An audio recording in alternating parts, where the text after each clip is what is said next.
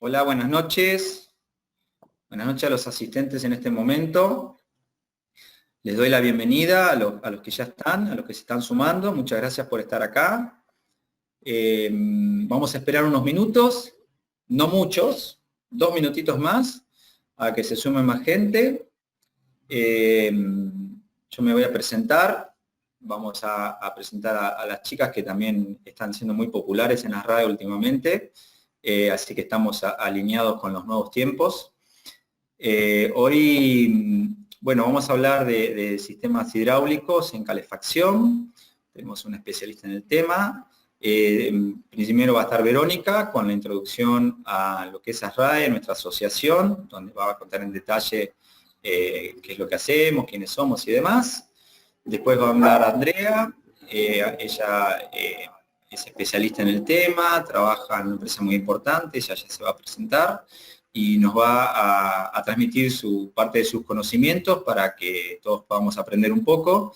Así que mientras esperamos a los demás, yo les quería comentar que en esta época de pandemia, de cuarentena, de coronavirus y demás, ASRAE está trabajando fuertemente con mucha documentación asociada que tiene que ver con documentos específicos. De alguna manera, no es que está revisando los estándares son los de siempre, sino que se está corriendo un poquito en cuanto a temas que tienen que ver con la eficiencia energética y demás, poniendo en un primer lugar la parte de salud, la parte de filtrado, la parte de tratamientos de sistemas de HVAC. Entonces, es importante que todos sepamos que ASRAE a nivel global, no a nivel nacional solamente, sino que a nivel nacional nosotros aprovechamos todo lo que ASRAE nos distribuye y demás, pero hay mucha información gratuita que está en la página de ASRAE.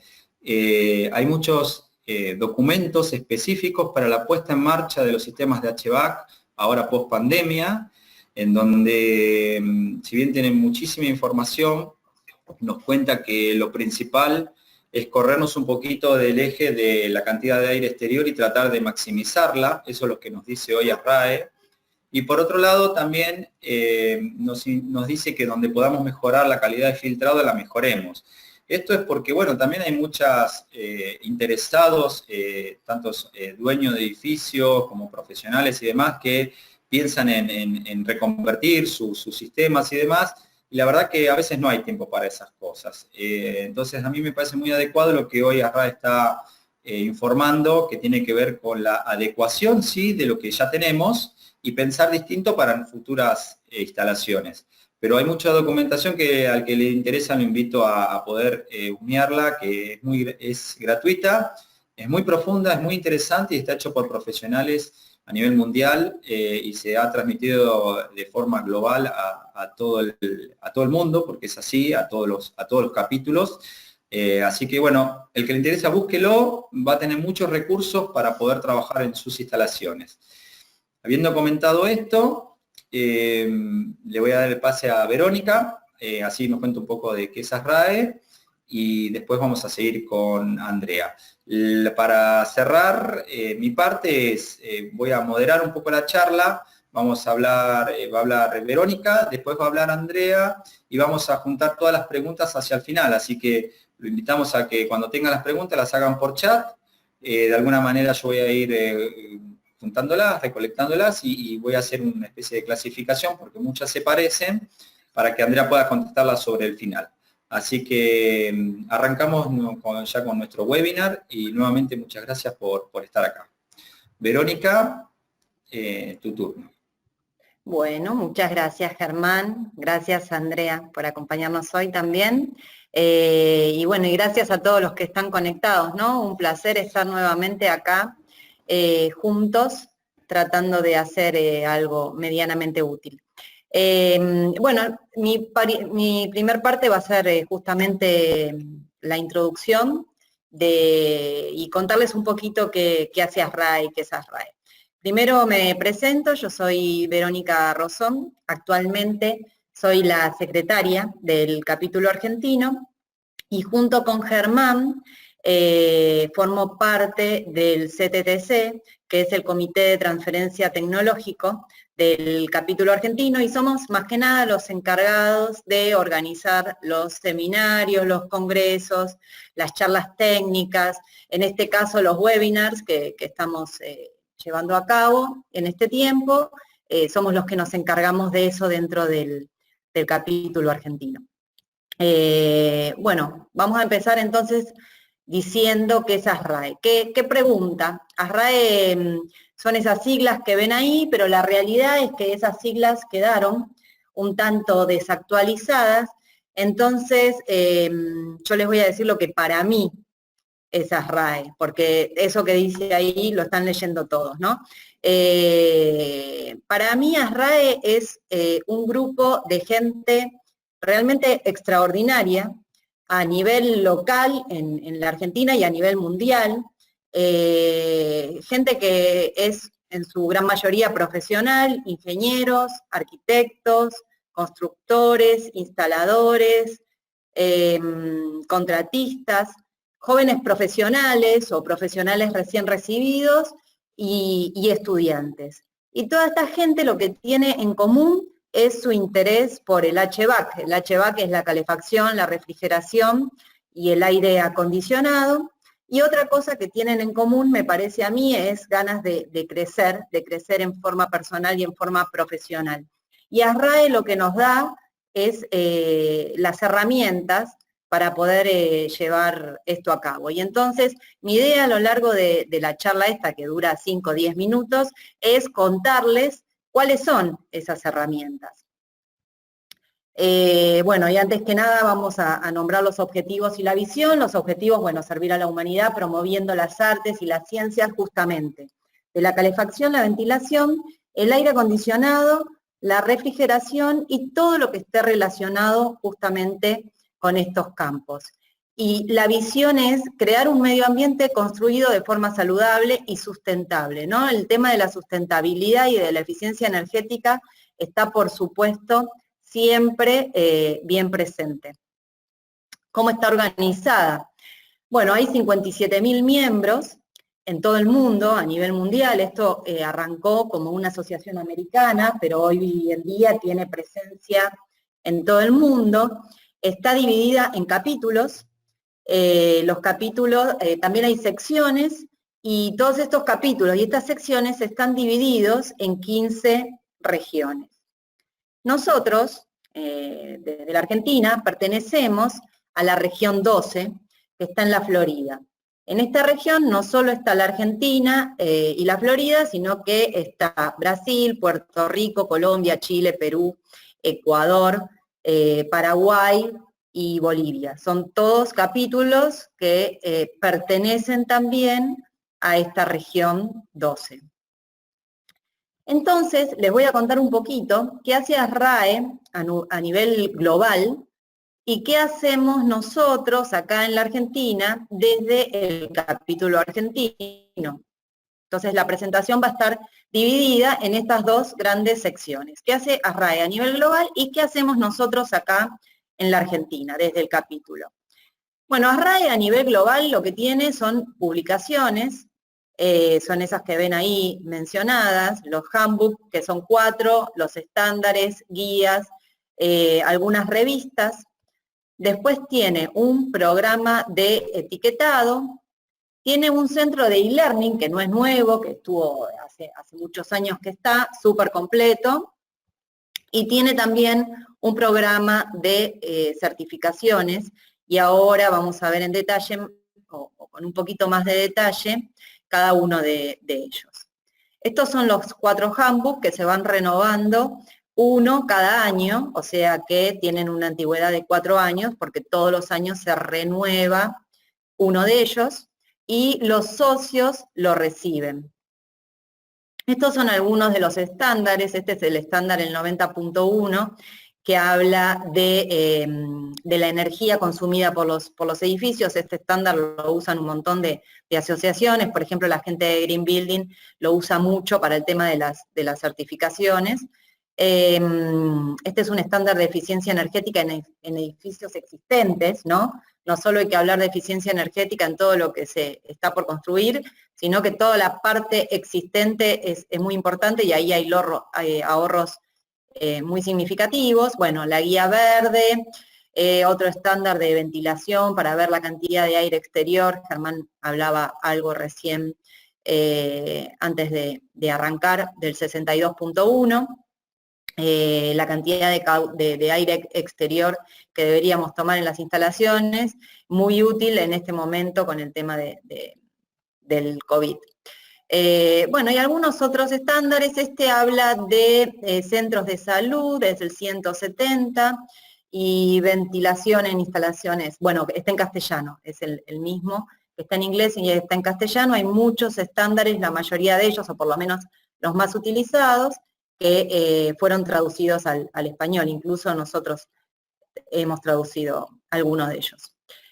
El 62.1, el 170, el 180, que habla de mantenimiento en las instalaciones de HVAC en los edificios comerciales. Son solo algunos, y los que están más relacionados o con el tema de la eficiencia energética o con el tema de la calidad de aire interior, que son los dos temas que más están preocupando, digamos, hoy en día. El estándar 100, que lo veíamos antes, conservación de energía en edificios existentes, que lo tradujimos nosotros. Algunas de las publicaciones, esta es una revista que llega por correo, el Journal de ASRAE. Esta es una revista que llega por mail, es una revista 100% digital, High Performance Buildings, súper interesante, que habla de edificios eficientes desde el punto de vista energético. El portal de Building IQ es un portal que nos permite realizar una especie de etiquetado o un etiquetado para ver qué tan eficientes son los distintos locales o las distintas construcciones, lo mismo desde el punto de vista energético. Este es el portal y esta es la etiqueta que sale. Hay un curso, creo que a lo último tengo un par de diapos sobre el curso que estamos dictando en la Universidad Tecnológica. Es un curso que está diseñado por ASRAE Central, digamos, y es un curso que se da en distintos países, tal cual, el mismo formato.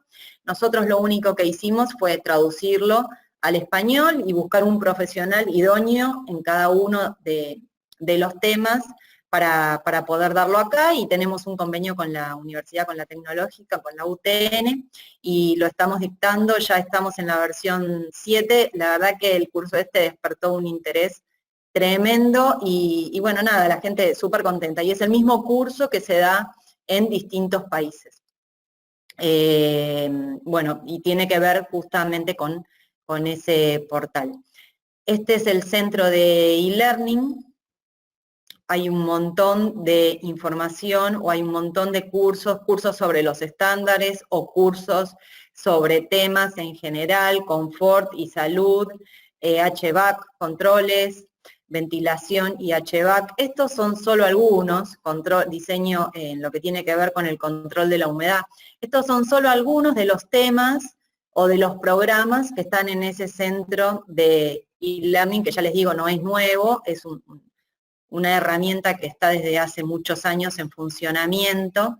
En la página web de ASRAE la pueden encontrar, o pueden encontrar más información sobre todos estos cursos. Estos son solo algunos, no son todos, hay muchos más. Sobre el estándar 62.1. Estos son unos recursos, también Germán algo dijo al principio, pero ahora con el tema del COVID-19 hay un montón de información que está liberada en la página de asrae.org. Ahí abajo tienen el link en recursos tecnológicos. Hay capítulos completos de los handbooks que pueden descargar de manera gratuita. Hay estándares que pueden chequear online de manera gratuita. Hay charlas de congresos con los videos correspondientes que pueden descargar también de manera gratuita. Hay un montón de información que liberaron a partir del tema de la pandemia, y todo lo que tiene que ver con calidad de aire, o con situaciones hospitalarias, o con diseño hospitalario, está la mayoría está liberado para consulta online o para descargar, ya les digo, sin ningún tipo de costo, así que es súper interesante consultarlo. El tema de las certificaciones, ASRAE tiene un programa de certificaciones que lo que hace es certificar a los profesionales que rinden estas certificaciones. Tienen un enorme prestigio y un reconocimiento a nivel mundial, digamos, esto no es que solo tiene validez acá en la Argentina, sino que en cualquier parte del mundo estas certificaciones son reconocidas. No son certificaciones sencillas de aprobar, pero sí el que las tenga, digamos, está certificado o está claro que es un experto en determinada área o en determinado tema. Realmente el reconocimiento que tienen es a nivel mundial. Estas son algunas de ellas, diseño de HVAC, healthcare, lo que tiene que ver con centros de salud, modelado energético, BMP, asesor energético, VIP, operación y mantenimiento, y edificios de alta performance y commissioning. Estas 7 certificaciones son las que se pueden rendir habitualmente. Nosotros en general acá en el país estamos tomando estas certificaciones una vez al año, esperemos poder hacerlo nuevamente este año. En general se hace a fin de año, en noviembre, y viene un evaluador o alguien de afuera a tomarlas acá en el país. Incluso viene gente de los países limítrofes o de otros países de habla hispana que quieren rendir, a rendir acá.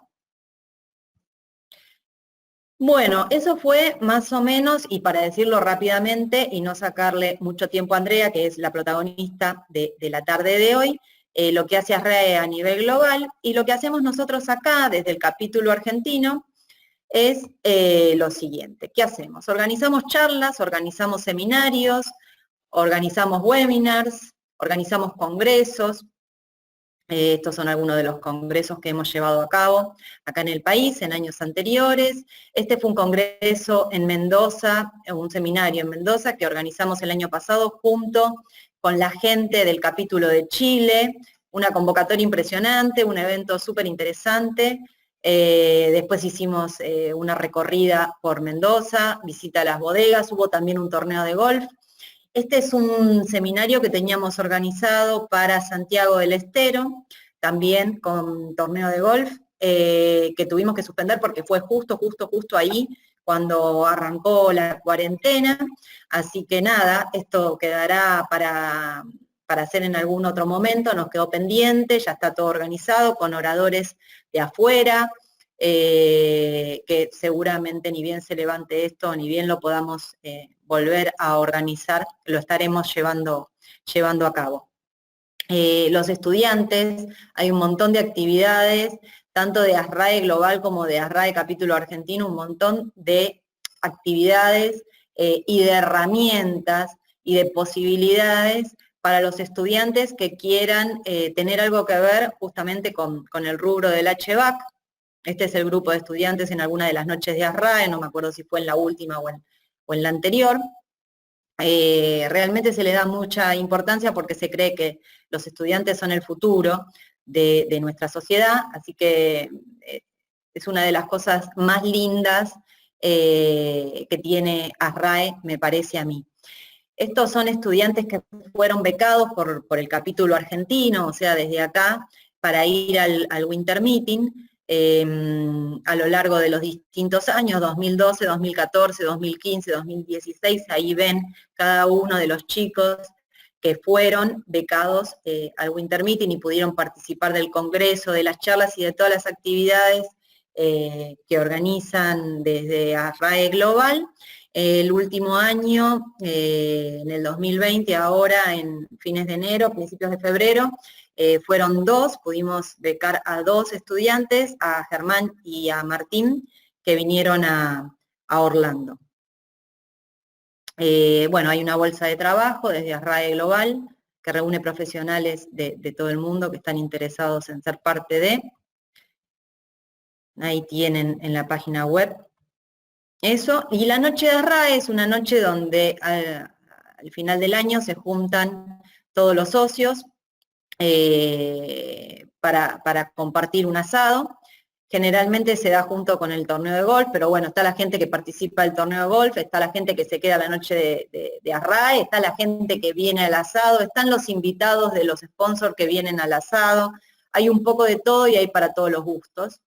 Pero bueno, se da una reunión ahí muy interesante donde estamos todos juntos compartiendo un rato lindo.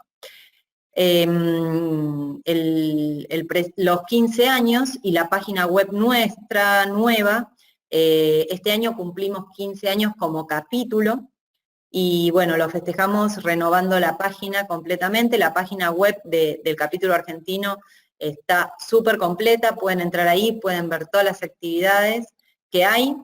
El cronograma, tenemos todo actualizado, todas las actividades que vamos programando las pueden encontrar ahí y las que pasaron también.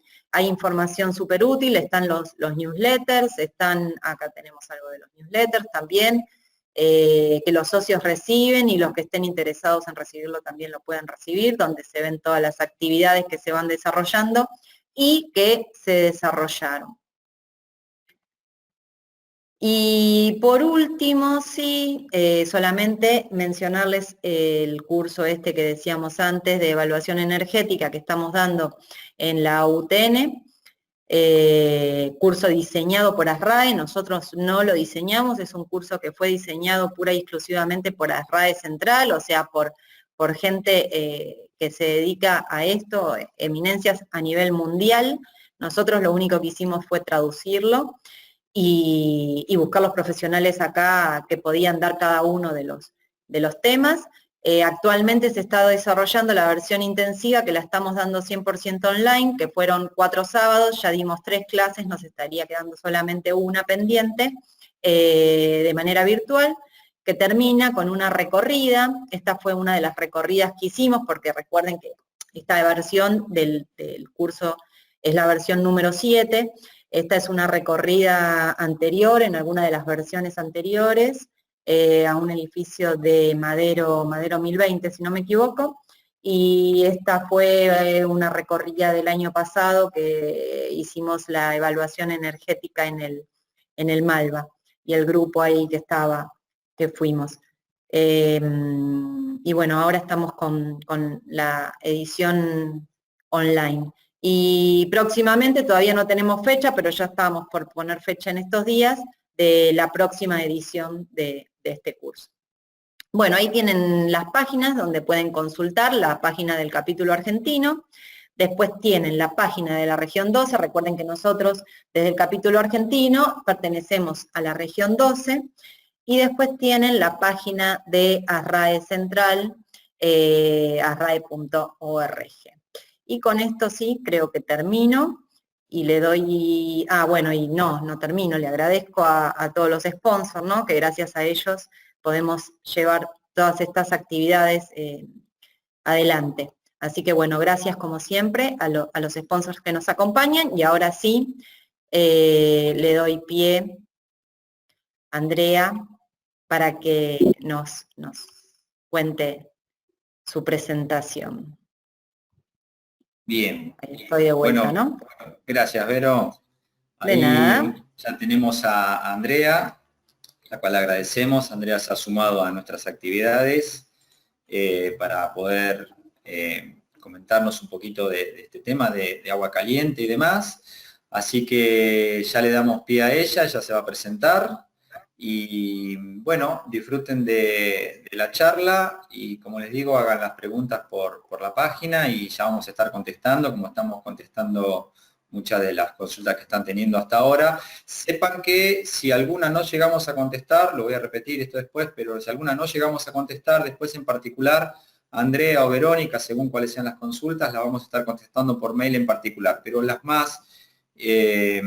las relacionadas con el tema, las que se pueden contestar, vamos a tomarnos 10, 15 minutos para contestar. Las vamos a tratar de contestar todas hoy, pero las que queden pendientes se van a contestar todas, así que siéntanse libres de consultarnos. Bueno, Andrea, todo tuyo. No te escuchamos, Andrea. Ahí está, ahora sí. ¿Sí? Sí. Bueno. Sí, ahora sí. Bueno, buenas tardes. Muchas gracias, Germán. Muchas gracias, Verónica. Y muchas gracias, Guillermo, también por la invitación. Guillermo estuvo insistiendo en que estuviéramos presentes. Bueno, mi nombre es Andrea Lambroschini, soy arquitecta, trabajo en Peisa hace muchos años y tuve algunos otros trabajos relacionados con lo que es aire acondicionado y calefacción en el mercado previo a Peisa. La verdad es que hoy estoy a cargo del área de formación y asesoramiento técnico, donde hacemos toda la parte de soporte a los clientes para la definición de los productos cuando no está al alcance de ellos, y bueno, y damos nuestras charlas también. Y bueno, y hoy estamos invitados, agradecemos mucho a SRAE por esta invitación. Bueno, el objetivo de hoy es acercarles un poco lo que es climatización por agua. Vamos a ver una introducción a lo que son los diseños del sistema de climatización por agua en vivienda multifamiliar. Lo que voy a tratar de volcarles en esta introducción es un poco los circuitos hidráulicos, cómo los vamos a pensar o cómo se pueden dar cuando existen más de una caldera puestas en paralelo o cuando hay circuitos de distintas temperaturas, y cómo se maneja el tema de los caudales y las bombas, qué accesorios hay hoy en el mercado como para empezar a regular esto y tener en cuenta cómo pueden variar en función de estas caudales, temperaturas y demás, el rendimiento de los sistemas. Así que bueno, si les parece, arrancamos. En principio, una primera aclaración, bueno, este sería el índice, ¿no? Un poquito las ventajas del sistema, los circuitos primarios y secundarios, poder identificarlo, determinar los caudales y los rendimientos, como les comentaba antes, ¿no? Vamos a ver un poco de bomba, un poco de vaso de expansión, cosas que son necesarias incorporar. Primero pensé en traerles por qué elegiríamos un sistema de climatización por agua caliente en un edificio de vivienda multifamiliar. Si bien los sistemas de agua caliente, una de las ventajas que tienen es precisamente el fluido caloportador, ¿no? Que es el agua. El agua tiene una capacidad calorífica muy alta y eso hace que la intervención, digamos, arquitectónica respecto de la transmisión, de llevar ese fluido hacia los elementos terminales, sea baja por su gran capacidad digamos, de acaparar calor, por decirlo así. Una de las ventajas que nosotros lo vemos en lo que son sistemas centralizados, nosotros decimos que estos sistemas son vivos. Al llevar agua, básicamente pueden ser reemplazados el día de mañana la tecnología de generación de agua caliente por una caldera de otra tecnología. Podría ser una caldera a gas o una caldera gasoil que pasó a una caldera a gas, después que pasó a una caldera de condensación. Podría pasar el día de mañana a una caldera pellets, a una bomba de calor, digamos, cualquier equipo que genere el calentamiento de agua, y el sistema está vivo porque siempre el fluido caloportador es agua. Entonces, la capacidad de adaptarse a las nuevas tecnologías está siempre vivo, por eso decimos que es un sistema vivo.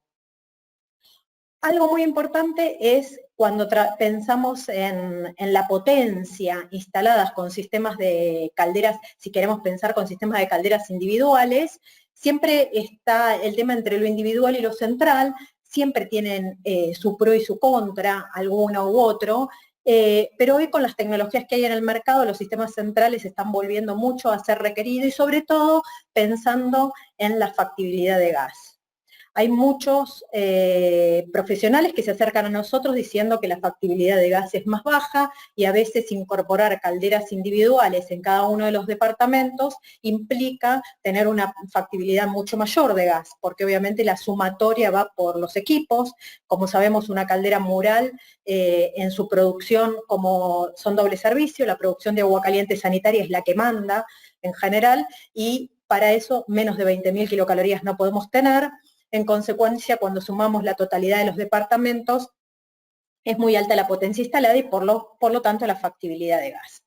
Entonces, trabajando con un sistema centralizado podemos reducir un montón esa factibilidad de gas. Por otro lado, permite integrar la producción de agua caliente sanitaria, o sea, en un sistema centralizado podemos directamente también con las mismas calderas, no necesitamos separar con termotanques, con las mismas calderas generamos a través de un tanque intermediario o a través de un tanque con un intercambiador externo, la producción de agua caliente sanitaria para todo ese edificio.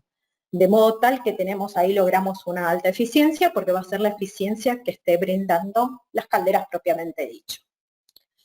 Por otra parte, si bien en cualquiera de los sistemas, en todo lo que sea agua caliente, sea sanitaria o de calefacción, podría ser apto para combinarse con energía solar térmica, ¿no? La energía solar tenemos dos grandes ramas, la fotovoltaica con la que generamos electricidad y la solar térmica con la que calentamos agua, con la energía del sol. En lo que es calentamiento de agua, nosotros estamos trabajando con energía solar térmica, y si podríamos trabajarlo, digamos que el aporte mayor estaría en lo que es agua caliente sanitaria, o es más sencillo resolverlo. Obviamente se pueden incorporar para sistemas de baja temperatura, también para el aporte de calefacción. Es un poco más complejo, requiere de más espacio porque hay que acumular el agua, que es la energía que nos produce el sol, la vamos a acumular en tanques, así como en fotovoltaica se acumula en baterías. En energía solar térmica hay que acumularla en agua, así que requiere bastante volumen, pero también es totalmente posible. Así que bueno, estas son, digamos, la flexibilidad. Y después un sistema central por agua caliente. En este caso yo traigo como ejemplo la multivivienda, ¿no? Pero en realidad sabemos que es muy apto para todo lo que tenga que ver con hotelería. Son sistemas muy buscados en hotelería, en escuelas se utilizan mucho, en hospitales también se utilizan mucho. La ventaja principal, digamos, de los sistemas de climatización por agua, principalmente lo que sería el radiador o el piso radiante, está asociado a el bajo movimiento del aire, porque es convección natural o radiación, ¿no? Obviamente tiene otras limitaciones respecto del aire acondicionado, que la renovación de aire deberá hacerse por otra vía. En una vivienda unifamiliar en general se abren las ventanas un poco y listo, y ya está. Pero digamos, en algunos proyectos específicos a lo mejor requiere de un sistema aparte de lo que sería renovación de aire. Pero a nivel de los conceptos de confort, con respecto a la distribución de temperatura, con respecto a los parámetros de humedad y demás, son sistemas que suman la mayoría de las variables en las que las personas nos sentimos cómodos, por eso se adapta muy bien a muchos de estos proyectos que yo les comentaba. Acá vamos a ver un esquema hidráulico, ¿sí? Que es el esquema que yo les traigo, un esquema hidráulico inicial, como para poder ver cómo se diferencian, digamos, los distintos circuitos. Esta sería una sala de máquinas, un esquema hidráulico en una sala de máquinas, en donde tenemos 3 calderas colocadas en paralelo, ¿sí? Y después tenemos distintos circuitos. Un circuito de baja temperatura, como hablamos antes, que sería piso radiante, y 2 circuitos de alta temperatura, que sería un sistema de radiadores y un sistema de generación de agua caliente sanitaria. Llamamos bajo temperatura al piso radiante porque va a estar en el orden de unos 45 grados de mandada de temperatura, pudiendo ser un poco menos, inclusive 35, pero nunca más de 55. Nunca más de 55, y siempre hay que controlar en los sistemas de piso radiante, son muchas las variables que intervienen para entregar, digamos, la temperatura correcta, pero digamos, principalmente es el tipo de revestimiento y el tamaño del mortero, o la altura del mortero que nosotros coloquemos sobre la serpentina. Así que en función de eso y el tipo de revestimiento, si conduce más temperatura o menos temperatura, va a ser la cercanía de los caños y la temperatura del agua para mantener unas condiciones respetando norma, ¿no? La norma establece, una norma europea establece que la temperatura superficial del piso no debería exceder los 29 grados centígrados.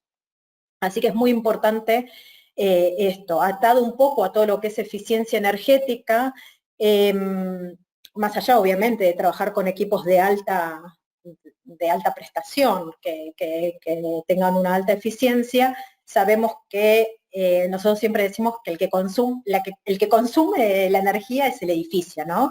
El edificio tiene que estar muy bien aislado para poder cubrir las necesidades sin pasarnos de temperatura. A veces en piso radiante lo que nosotros observamos es que ante el bajo aislamiento térmico que tienen los edificios, los sistemas llegan, pero pasándose los límites de confort térmico y elevando demasiado la temperatura del solado, que no sería recomendable. Y los circuitos de alta temperatura llamamos, por ejemplo, el caso del radiador, si bien hoy hay una tendencia, ¿perdón? ¿Hay alguna consulta? No.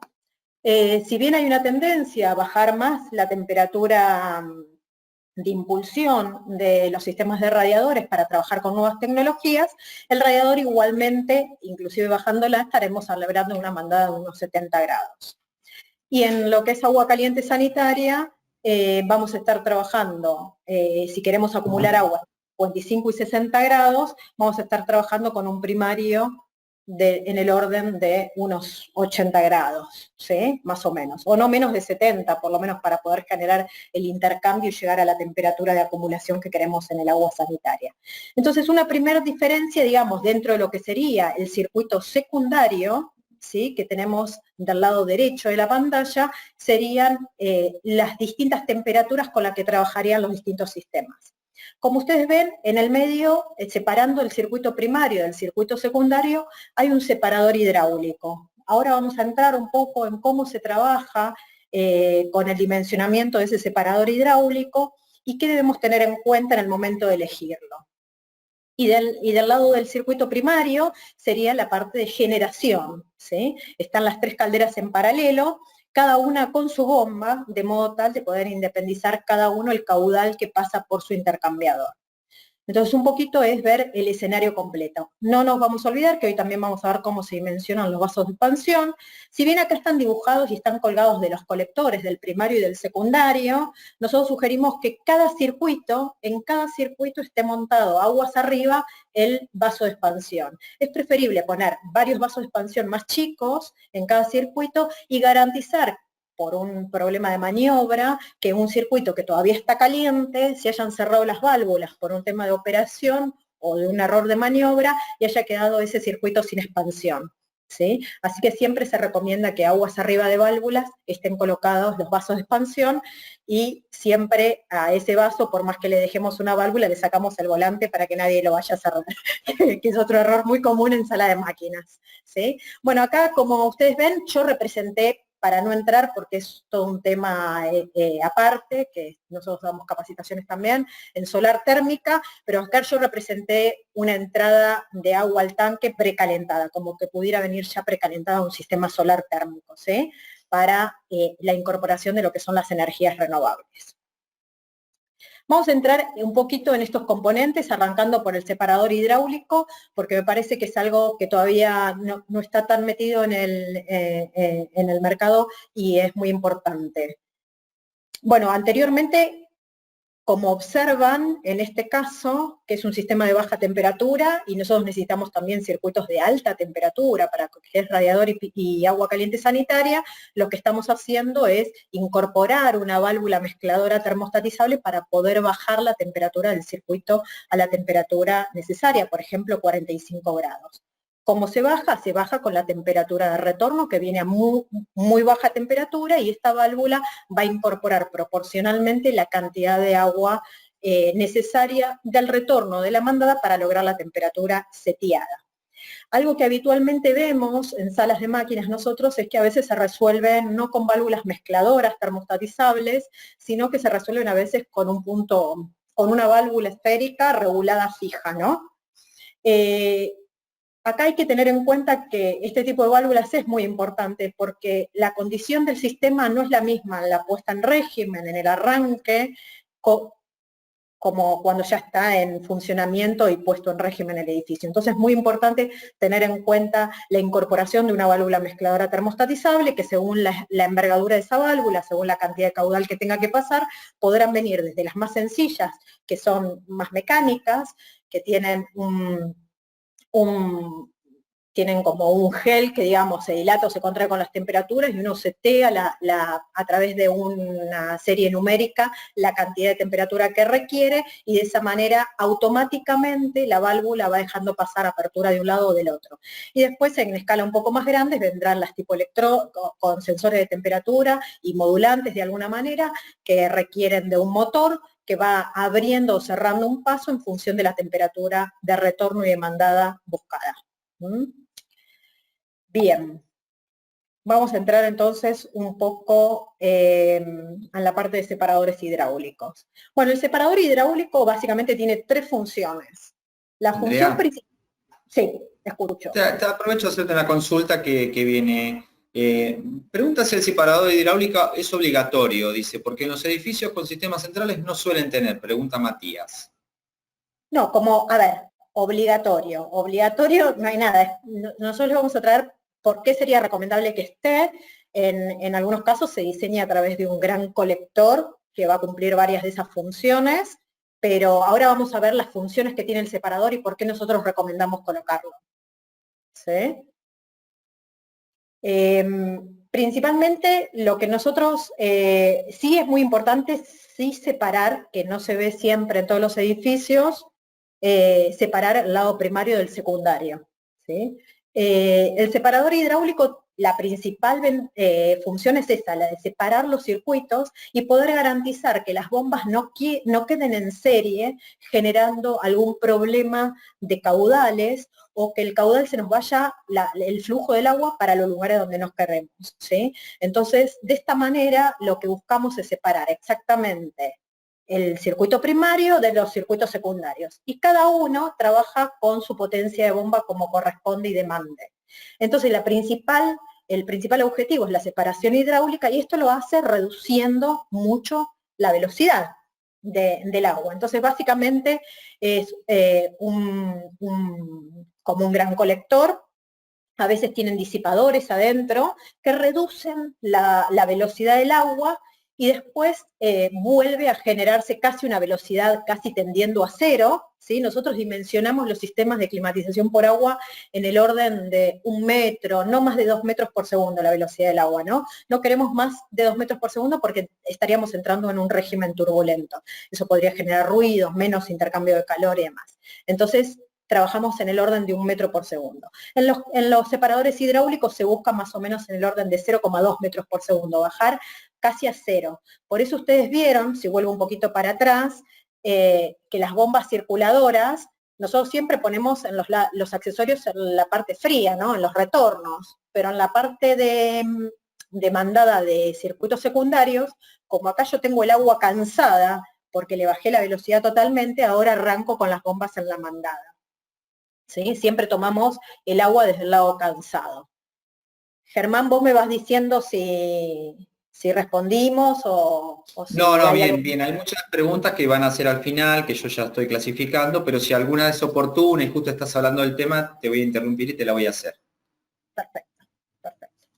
Otra función, que son funciones accesorias que tiene el separador hidráulico, es ser el desfangador o decantador. Básicamente, al tener baja velocidad y al estar en posición vertical, porque la mayoría, salvo los más chiquititos que vienen para calderas plurales, todos los otros son de posición vertical. Entonces, este separador lo que tiene abajo es la conexión para una válvula de vaciado que va a permitir que todos los depósitos que se vayan generando en una instalación por agua, a veces se sabe que por la penetración de oxígeno no deseada, y ahí vamos a hablar después del vaso de expansión y demás, se generan alguna especie de barros. Y a veces pueden haber algunas partículas metálicas que estén desprendidas de alguna parte de la instalación, que se vayan a estar depositando en esta parte por ser la parte inferior y de baja velocidad. Nosotros le bajamos la velocidad, entonces va a decantar y al agregar una válvula de vaciado en la parte inferior, vamos a poder utilizarlo de limpieza de la instalación.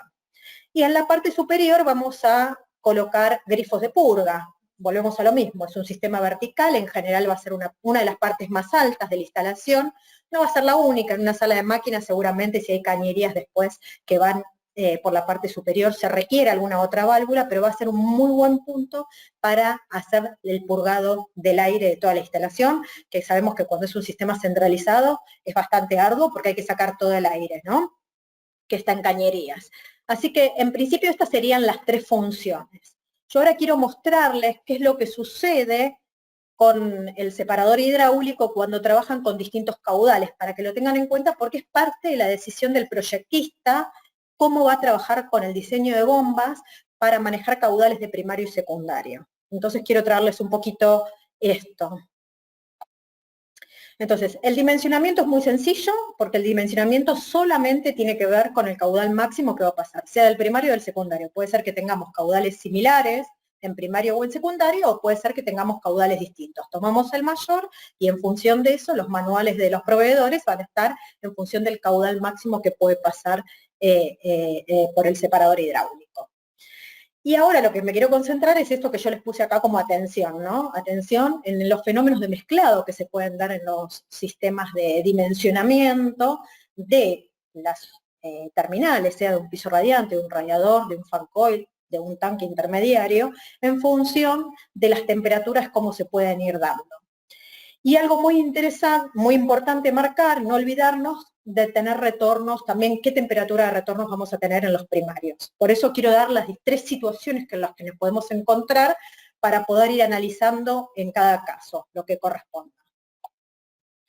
Una situación puede ser que el caudal primario, o sea, la sumatoria de caudales de las bombas que yo tenga en el primario y en el secundario sean iguales. En ese caso, la temperatura 1 va a ser igual a la temperatura 3, la demandada, y la temperatura 2 de retorno al primario va a ser igual que la temperatura de retorno de los circuitos secundarios. En este caso, no hay ningún inconveniente, tenemos temperaturas de 1. Lo que debemos considerar siempre, en todos los casos, es qué tipo de generadores tenemos del lado primario para saber cuáles son las temperaturas máximas o mínimas con las que podemos venir de, bueno, en realidad mínimas, de retorno, ¿sí? En este caso, el caudal primario es inferior al secundario, o sea que la sumatoria de las bombas de los circuitos, vamos a ver un ejemplo en un rato, son más grandes que la sumatoria de las bombas de caudales que pueden manejar las bombas del primario. De modo tal que el caudal que me está dando, les voy a cambiar el cursor, así se puede ver mejor, el caudal... Andrea, sí. nos preguntan acá si es necesario poner una bomba en la inyección y una en el retorno de los consumos, o simplemente en la inyección o simplemente en el retorno. Del lado secundario vamos a poner en las mandadas y del lado primario en los retornos de las calderas. ¿Sí? ¿Soy clara o no sé si interpreté bien la pregunta? Sí, yo entendí si preguntaba si tendrían que ir 2 bombas, una inyección entre en el retorno, porque capaz que a veces esto de circuitos primarios, secundarios confunde, pero me parece que tu respuesta está clara, vos estás poniendo Hay que separar una... los circuitos. Hay que separar, perdón. Los circuitos de primario y de secundario. Este es el objetivo principal para poder garantizar que por la caldera no haya cambios de caudales por un tema específico del circuito secundario, ¿sí? Y entonces siempre esté el mismo caudal que queremos pasar por calderas y asegurar una determinada cantidad de agua y temperaturas en las calderas fija. Y del otro Perfecto. lado, cada circuito tendrá su particularidad en temperatura y en caudales, inclusive según si es piso radiante, si es radiadores, si es un tanque. No todos trabajan con el mismo delta T entre mandada y retorno. Entonces algunos tendrán unas bombas más grandes o por más que tuvieran la misma potencia, una bomba más grande o una bomba más chica. ¿Sí? Perfecto. Y pregunta, creo que vos lo dijiste, pero pregunta si la bomba va en la inyección o en el retorno. Así que si querés aprovechar a contestar. En el primario las vamos a poner en el retorno. Y en el lado secundario las vamos a poner en mandada porque nosotros cansamos el agua en el separador hidráulico. Y necesitamos arrancar con, no podemos, si la ponemos en el retorno podemos llegar a hacer cavitar la bomba. Entonces lo que vamos a hacer es ponerla en la mandada, en el lado secundario, ¿sí? Porque nosotros ya cansamos el agua. Siempre la bomba va del lado cansado, por decir así, ¿sí? Me gusta el término cansado, no, me gusta, está bueno, es muy entendible, muy entendible. Bueno, esta es la segunda, digamos, condición que nos podemos encontrar, en donde dijimos que del lado primario teníamos caudales menores que del lado secundario. Entonces, como estas bombas están pidiendo más cantidad de agua y las bombas del primario no se las pueden dar, ¿de dónde creen que las va a tomar el agua? Del mismo retorno. Entonces, el agua que les está faltando, el caudal que les está faltando, que no pueden entregar las bombas del primario, van a ser tomadas desde el agua del secundario. De modo tal que la temperatura 3 ahora va a ser menor a la temperatura 1 de seteo de calderas. Yo tengo una temperatura de seteo de calderas, pero la temperatura con la que voy a tener que diseñar mis circuitos secundarios va a ser con la temperatura 3, no con la 1. No sé si soy clara, ¿no? Entonces, en el caso del retorno no hay problema. Ahora, si nosotros de este lado tenemos temperaturas de circuitos muy bajas, puede ser que esta temperatura sea muy baja. Si del lado primario tenemos calderas convencionales, tenemos que tener en cuenta, las calderas convencionales son las que no se pueden permitir la condensación, ¿sí? La normativa, el Energas, es muy claro y dice que las calderas no pueden condensar. O sea, cuando trabajamos vamos a llevarlo al gas natural, que es lo más común. El gas natural, cuando generamos la combustión, nosotros tenemos como resultantes energía, que es lo que vamos a llevar a nuestros circuitos, y en forma simplificada de la combustión tenemos como resultantes dióxido de carbono, entre otros gases, y vapor de agua en estado gaseoso, vapor, ¿sí? Ese vapor de agua, para que se mantenga en estado gaseoso, requiere estar a una determinada temperatura para no condensar.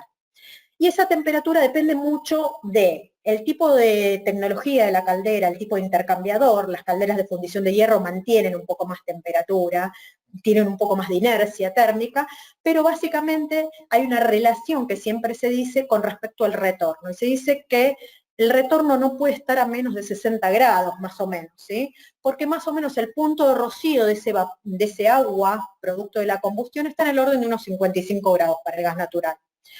Y si nosotros tenemos retornos muy fríos, también vamos a tener un intercambiador muy frío y eso puede generar la condensación, que está totalmente prohibida por un tema de seguridad y prohibida por la vida útil de los equipos, ¿no? Los equipos se van a deteriorar trabajando a eso. Después existe otra tecnología, que son las calderas de condensación, todo un tema para hablar, pero lo voy a tratar de resumir. En las calderas de condensación se busca la condensación de humos para aprovechar, para disminuir la temperatura de gases y aprovechar toda esa energía en el circuito y no estar evacuándola en gases, ¿no? Una caldera convencional requiere. Si bien una caldera convencional igual es muy eficiente respecto de otros sistemas, una caldera de condensación aprovecha todo lo que sería el poder calorífico superior del gas, aparte del inferior, recuperando eso. Entonces, en una caldera de condensación no me importa si vuelvo con retornos fríos. Es más, mientras traiga retornos más fríos, mejor, ¿sí? Ahora, en una caldera convencional, yo tengo que asegurar un retorno de temperatura por encima de los 55 grados. Y esto va a estar un poco con el juego de las bombas. Y si no, tendré que poner aparte una bomba que se llama anticondensado en el primario para asegurar que esté trabajando a la temperatura de retorno que corresponde para la caldera. Entonces, Andrea, sería la... Sí. Tengo una consulta que se está repitiendo y me parece oportuna. Muchos preguntan si en el separador el circuito primario y secundario está separado, son dos aguas distintas o se están mezclando. Es el mismo agua, o sea, es el mismo agua, nada más que en función de cómo está diseñado, dónde tienen las tomas. Acá está simplificado, ¿no? El esquema, como las dos a la misma altura y demás. En realidad un separador hidráulico tiene a distintas alturas, distintos diámetros y demás. Está provocándose que el agua vaya en función de lo que pide el circuito secundario o retorne o se genere esta mezcla, por ejemplo. Si yo acá tengo más demanda, el caudal parte va a ser chupado por las bombas del primario, que están en los retornos de las calderas, y parte van a ser chupados por las bombas de la mandada de los circuitos. Está como estudiado la separación entre las bocas y demás. Pero siempre es el mismo agua, es el circuito primario. Es compartido, digamos, con el primario y el circuito, digamos, es un circuito cerrado que está totalmente compartido. No es un intercambiador, es el mismo circuito, es el mismo agua. No es un intercambiador de calor, ¿eh? No sé, porque puede venir por ahí la consulta, Germán. ¿Con qué estaba silenciado? No, venía por el tema de si se mezclaban o si eran dos aguas separadas. No. En eso rondaban las consultas. No, se mezcla porque es el mismo circuito. Esto no es un intercambiador, sino que es un separador, pero no las separa literalmente, sino que lo que hace es bajar la velocidad del agua abruptamente para poder tomar, que cada bomba tome lo que necesita después y poder independizar primario y secundario. La tercera situación que nos podemos encontrar es que el caudal primario sea superior al del secundario. En este caso, lo que vamos a tener podría ser un caso deseable si yo tuviera acá todos circuitos de baja temperatura y tengo unas calderas convencional. Quiero que la temperatura de parte de este agua demandada me vuelva a las calderas para asegurarme una temperatura de retorno alta en calderas y evitar el condensado. Podría ser algo deseado, ¿sí? Por eso es algo que tenemos que tener en cuenta según las tecnologías que tenemos. Bien. Bueno, esto es lo que les comentaba recién. No olvidar los retornos calientes en calderas convencionales para evitar los fenómenos de condensado, ¿sí? Voy a traerles, acá lo que les traigo es un ejemplo de cálculo para que lo veamos en la práctica, qué es lo que puede suceder. Andrea, nos preguntan muchos cuál es la diferencia energética entre un sistema convencional y un sistema de condensación. No sé si querés decirlo brevemente. Sí, la diferencia puede llegar a ser, si trabajamos, una caldera de condensación rinde mucho más cuando se trabaja a menor temperatura. O sea, se puede trabajar con circuitos de alta temperatura y rinde un montón más, pero en su máxima expresión se da con baja temperatura y puede andar en el orden de según la tecnología, hasta un 18% de más, solo por combustión, me refiero, ¿no? Y por la tecnología de combustión. Después, aparte, este tipo de tecnología trae otras cosas como predisposición para sonda externa, la modulación es un poco más fina de las válvulas de gas, etcétera, etcétera, y se pueden, cuando empezamos a sumar un montón de cosas, se hablan de ahorros mucho mayores, ¿no? Pero ya serían más externos a lo que es combustión. Si analizamos solamente combustión, la caldera convencional decimos que sobre el poder calorífico inferior está dando un 90%, mientras que la caldera de condensación hablamos de un 108%, trabajándolo siempre teniendo en cuenta que en la caldera de condensación estamos recuperando el calor del poder calorífico superior, que en una caldera convencional no se puede utilizar.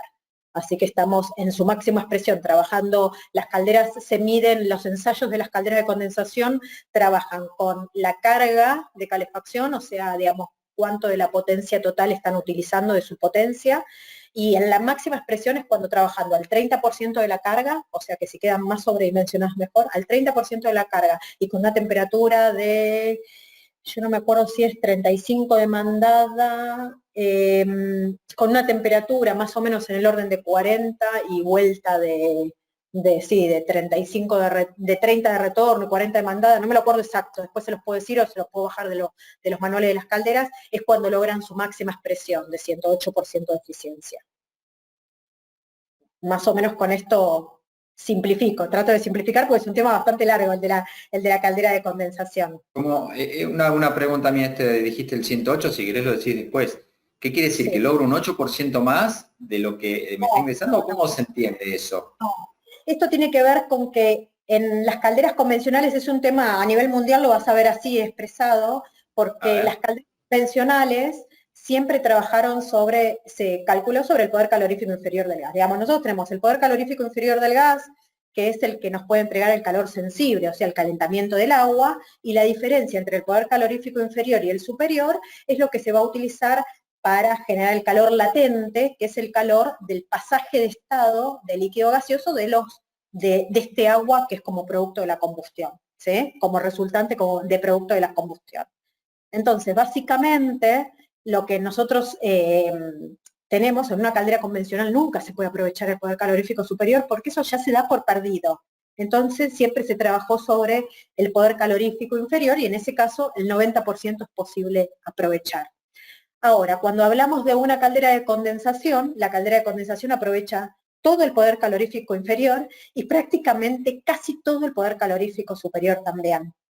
Entonces, la diferencia es mucho mayor porque no solamente está, entonces ahora para poder compararlo con una caldera convencional se trabaja siempre sobre la medición del poder calorífico inferior. Ese es el tema, pero es para poder comparar. Si no, no podrías comparar. La diferencia es de un 18% en la máxima expresión, ¿no? Perfecto, clarísimo. ¿Sí? Más o menos. Sí, no, porque a veces hice la consulta porque suena raro a veces cómo me rinde un 108%, pero está clarísimo en explicarlo. No inventamos energía. Perfecto. Ahí está respondido. modulación más fina, tiene el enfriamiento de los humos y la recuperación del poder calorífico superior, y tiene un control retroactivo de la combustión, o sea, no es un quemador atmosférico, es un quemador que está trabajando todo el tiempo, sensando las temperaturas y la calidad de la combustión, y le va avisando a válvula de gas que es modulante, ventilador que es modulante, bomba que es modulante, digamos, a todos sus accesorios, cómo tiene que controlar la cantidad de aire y de gas para generar una combustión prácticamente perfecta, ¿sí? Eso es lo finito y por qué ahorra tanto una caldera de condensación. Correctísimo. Bien. Vamos a ir a un ejemplo para que a ustedes les resulte más visual esto que yo les contaba de los separadores hidráulicos y las distintas situaciones, ¿no? Acá lo que encontramos son 3 calderas en paralelo, pero son 3 calderas murales. No sé si, bueno, si saben, pero las calderas murales básicamente tienen, todas las calderas murales del mercado tienen bombas chiquitas adentro. Y en general, este salto térmico que entre mandé y retorno en la teoría siempre lo manejamos en el orden de 10 grados para un circuito de radiadores, o más o menos en 8 grados de delta T entre mandé y retorno a un piso radiante cuando proyectamos. En las calderas murales ese salto térmico de 10 grados casi no se da nunca, salvo que sea un circuito chico, porque las bombas son chiquitas. Entonces lo que termina ocurriendo es que en general es más común encontrar saltos térmicos entre 15 y 20 grados entre mandada y retorno, ¿sí? Ahora, del lado secundario, nosotros diseñamos un circuito donde teníamos un delta T de 8 grados para un sistema de piso radiante, un delta T de 10 grados entre mandada y retorno para los radiadores, y un delta T de mandada y retorno también de 10 grados más o menos para el agua caliente sanitaria. De esta manera, si nosotros hacemos la sumatoria de potencia y caudales, vamos a ver que tenemos una potencia de las 3 calderas sumando 86.400 kilocalorías hora con un caudal de 4.800 litros hora por sus bombas. Y por el otro lado, del lado secundario, tenemos unas 78.000 kilocalorías horas demandadas por toda la sumatoria de todos los circuitos, pero con un caudal de 8.425 litros hora. Vamos a ver qué ocurre. En este caso estaríamos en el caso del que tenemos un caudal mayor del lado secundario, ¿sí? Nosotros acá, yo acá les puse las potencias, los caudales unitarios de las calderas y los caudales unitarios de los circuitos. Estaríamos en esta situación que vimos originalmente, en donde del lado secundario tenemos un caudal mayor, por lo tanto la temperatura 3 no va a ser la misma del seteo de caldera. Por lo tanto, en el momento que diseñemos nuestro sistema, vamos a tener que saber a qué temperatura vamos a tener este agua para poder diseñar nuestro piso radiante o nuestro sistema de radiadores o lo que fuera, o nuestro fancón. Necesitamos saber cuál es la temperatura real demandada al circuito secundario.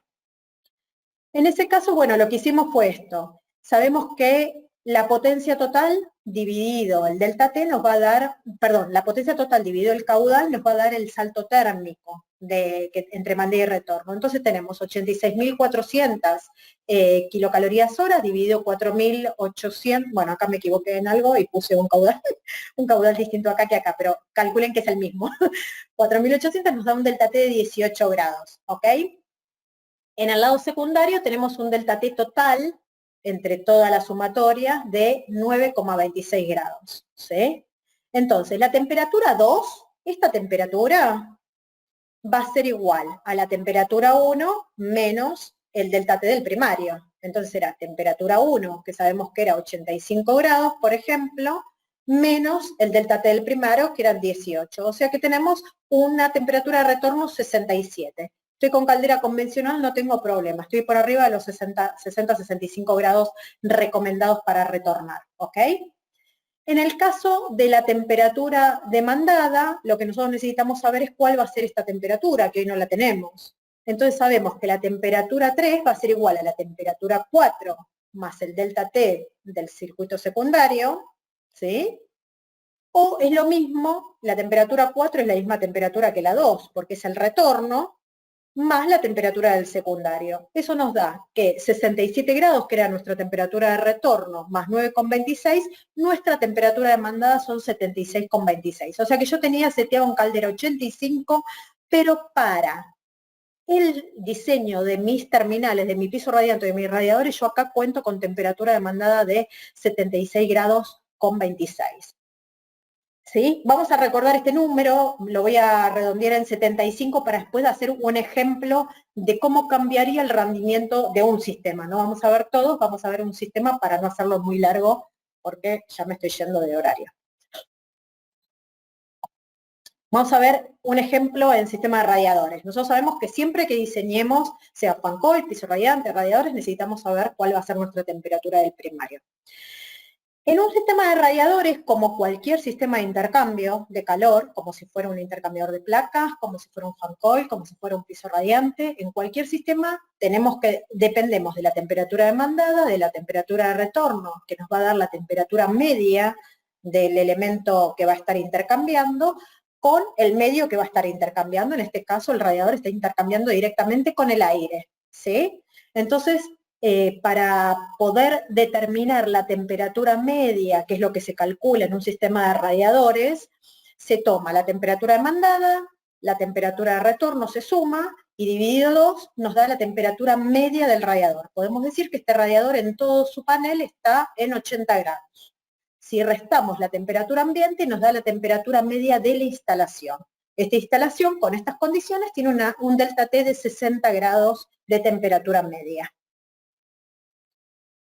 Cuando se entregan los rendimientos de esta manera, nosotros tenemos un salto térmico acá, ustedes ven, de 10 grados, 85 de mandada y 75 de retorno. Podríamos decir que el rendimiento de un radiador, con esos 10 grados, acá está puesta en esta tabla una temperatura de impulsión en este eje, una temperatura de retorno en este eje, y acá al costado la temperatura ambiente. Podría haber estado acá, 20 grados siempre, ¿no? Entonces, si nosotros tomamos temperatura demandada 85 y temperatura de retorno 75, como es el ejemplo anterior, una temperatura alta, pero una temperatura totalmente posible en radiadores, podemos decir que es lo que habitualmente comunicamos los fabricantes de radiadores para decir el rendimiento de un producto, ¿sí? De cada elemento radiante. Ahora fíjense, la curva del rendimiento, cuando nosotros bajamos la temperatura, es exponencial, entonces no es tan lineal que porcentualmente yo voy a poder restarle, si le bajé un 10% al agua, le resto un 10% de rendimiento al radiador, no es así. Entonces les traigo esta tabla en rendimiento de emisión en porcentual, que ustedes van a tener que multiplicar el rendimiento comunicado por el fabricante por este coeficiente. En este caso teníamos temperatura demandada 75 y habíamos hecho un retorno de 10 grados, así que 65 el retorno. Nosotros deberíamos multiplicar lo que dice el rendimiento por 0.789 para tener cuánto me va a rendir ese elemento radiante. La única diferencia es que si yo lo mandaba con agua 85 iba a poner menos cantidad de elementos radiantes, si yo le mando agua a 75 grados voy a tener que poner un poco más de elementos radiantes. Es la única diferencia, pero hay que saberlo, ¿sí? Porque el rendimiento cambia. Más o menos, Germán, acá, ¿vamos? Sí, sí, justo también hay una pregunta relacionada, pero sí. Dice si cómo cambia el rendimiento del radiador si la temperatura demandada baja aproximadamente a 50 grados. Así que bueno, cae mucho. Si baja a 50, fíjense que en 50 grados, miren, 50 grados ya no sería una temperatura para radiador. Yo les diría que en radiadores, hoy lo que se habla, por lo menos en Europa, que es obligatorio todo lo que es condensación, y está normado, porque acá no está normado todavía, pero calculen que son 70 grados. Sí, lo que se pide es un delta T alto. Entonces se pide 70 grados de mandada, pero en vez de pedir 10 de delta T, te piden 20. Entonces vos ahí tenés retornos de 50, tenés retornos por debajo del punto de rocío, de lo que sería la temperatura de condensación, y lográs que la caldera trabaje en modo condensación, siempre que trabajemos con esa tecnología. Entonces yo le diría que lo menor para trabajar sería un 70-50, 70 de mandada, 50 de retorno. Veámoslo, 70 de mandada, 50 de retorno, vamos a estar teniendo prácticamente un 60%. Vamos a tener que multiplicar lo que emite el elemento radiante por 0.6, casi, 0.059. Ese es el K que vos estás mencionando, porque preguntan, el coeficiente K es el que determina la tabla, es este que vos estás mencionando. El K de transmitancia térmica del radiador, no, hay una fórmula que se llama, que es prácticamente, es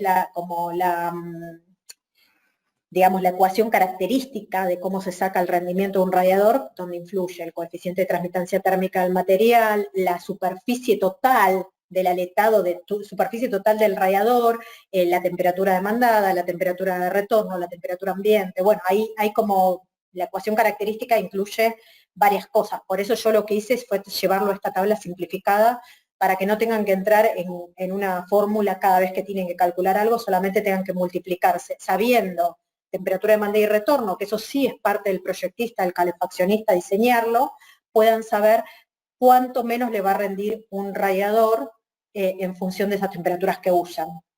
Perfecto, quedó claro. Bien. Bueno, voy a tratar de apurarme, queda poquitito, pero básicamente acá no voy a entrar en un detalle muy finito, pero sí recordar que en una bomba circuladora, cuando nosotros entremos a diseñar la selección de la bomba circuladora, dependemos principalmente de dos variables, que es el caudal y la pérdida de carga que pueda vencer esa bomba, ¿no? Desde lo que es el caudal, la determinación del caudal siempre va a ser la potencia en kilocalorías horas dividido este delta T que hablamos entre mandé y retorno, nos va a permitir dar el caudal en litros hora, y después según la bomba, si estamos entrando en metros cúbicos hora, dividiremos ese resultado por 1000 y lo tendremos en metros cúbicos hora.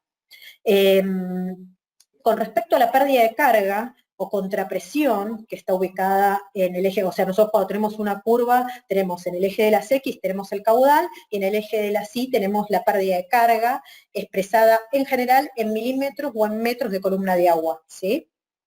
Esa contrapresión que tiene que vencer nuestra bomba para asegurarnos que el agua va a llegar hasta el último radiador o hasta el último tramo del circuito de piso radiante y va a poder llegar otra vez hasta, en este caso, el separador hidráulico, porque del separador hidráulico hasta la caldera se ocupa la bomba de la caldera. Pero yo tengo que poder barrer toda la pérdida de carga, tiré mi sistema y volver a llegar hasta el separador hidráulico. Básicamente tiene que ver con la longitud del circuito. En este caso vamos a estar trabajando con la longitud del circuito el más alejado, ¿sí? Nosotros no vamos a tomar, en el momento que diseñemos la bomba, el caudal es del total de la instalación, pero la pérdida de carga es del más alejado, porque después los circuitos están puestos en paralelo, ¿sí? Entonces vamos a trabajar sobre el circuito más alejado, si llegamos a ese, llegamos al resto. Elegimos el más desfavorable y nos vamos a medir todo el recorrido y la pérdida de carga que tenga. Cada tramo, a su vez, va a tener un caudal específico de la potencia que lleva ese tramo, ¿no? Nosotros vamos a ir dividiendo todo ese circuito en tramos. Y de esa manera tendremos en cada tramo el caudal, vamos a elegir por tabla de la cañería que corresponda una velocidad en el orden de 1 metro por segundo, máximo 2 metros por segundo, y en función de eso vamos a sacar para ese tramo cuál es el gradiente o la pérdida de carga por metro lineal. Lo vamos a multiplicar por los metros lineales que tenga ese tramo de cañería y ahí tendremos ese porcentaje. No hay que olvidarse de sumar los accesorios, se llevan todos a lo que se llama longitud equivalente, ¿sí? Se lleva todo a longitud equivalente de tramos de cañería, después son tramos de cañería y nada más, se simplifica de esa manera. Y básicamente después hay que multiplicarlo por 2 porque tenemos mandé y retorno.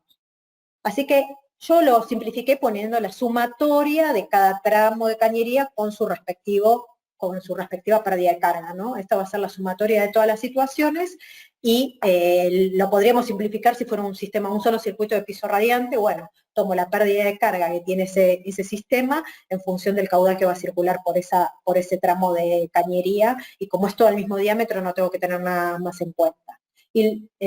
Así que bueno, este sería la situación de cómo calcular una bomba.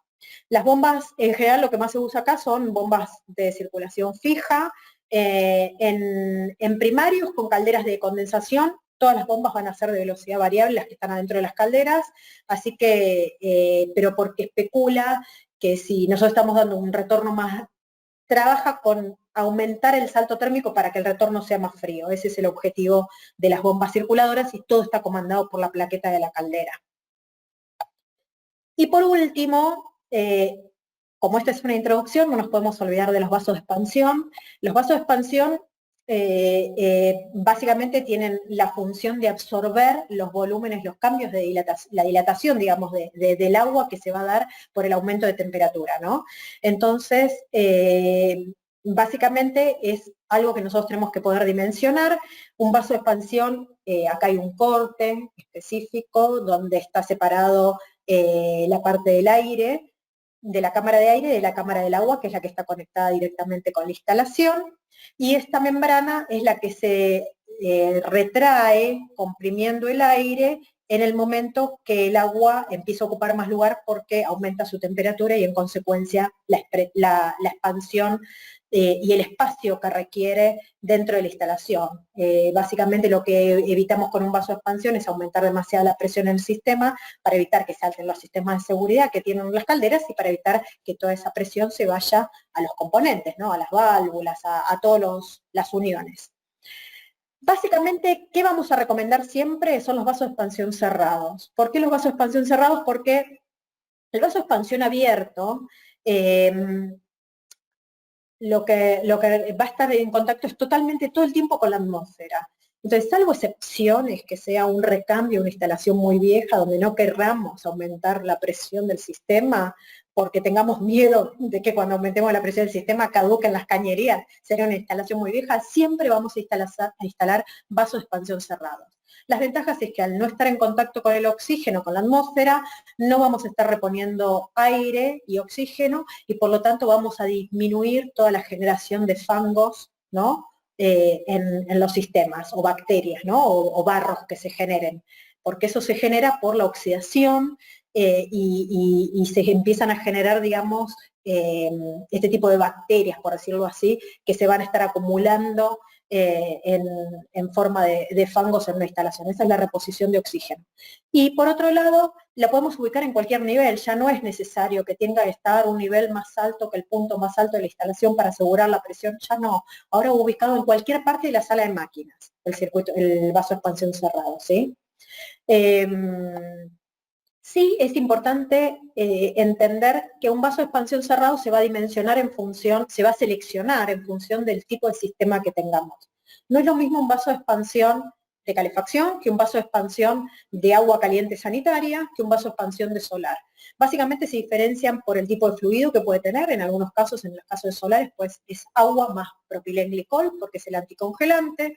En los casos de calefacción o de agua sanitaria, en calefacción es un circuito cerrado donde yo conozco las propiedades del agua y siempre son cerradas y la reposición de oxígeno es mínima o nula, pero en un caso de vaso de expansión de agua sanitaria tenemos un circuito abierto.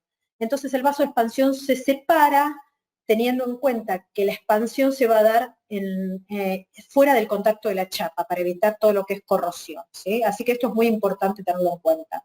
¿Por qué pondría un vaso de expansión en un sistema de agua caliente sanitaria? Bueno, básicamente ponemos el vaso de expansión porque un circuito donde nosotros tenemos mucha acumulación, como puede ser en un edificio multivivienda, en una hotelería, en un hotel, en un hospital, donde tenemos mucha agua acumulada, durante periodos de la noche, a lo mejor no se abre una canilla durante 8 horas. Pero ahí tenemos agua a muy alta temperatura, 60 grados a la altura del termostato, puede haber un delta T por estratificación en la parte más alta de 10 grados. Entonces podemos tener mucha agua a alta temperatura y nadie abrió una canilla, nuestro circuito abierto se empieza a comportar como un circuito cerrado.